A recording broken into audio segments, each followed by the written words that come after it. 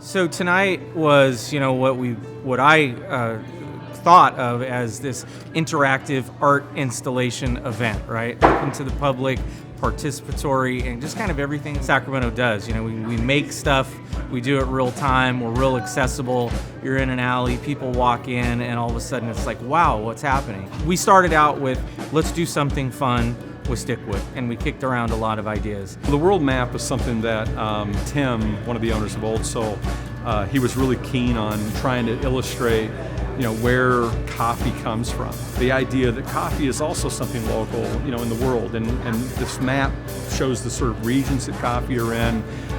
We wanted to showcase kind of also some of our capabilities as a company, like, we're not just, peel and stick wood. I mean, we can, do more artistic endeavors. I mean, we're very interested in trying to have a little more of an artistic expression in the community. The cool thing about Stikwood, and the way we like to put it, is it's fast, it's fun, and it's easy.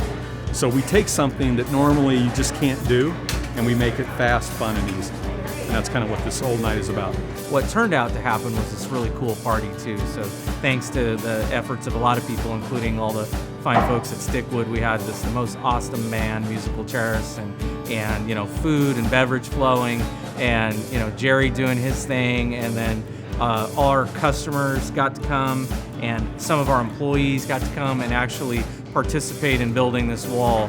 And I can't tell you how many people came up to me tonight and just said, like, wow, this was so cool. Whether they just watched or whether they got to put up a little piece of the world of coffee behind me, it was just really turned into this cool interactive event that we really will think of fondly for a long time.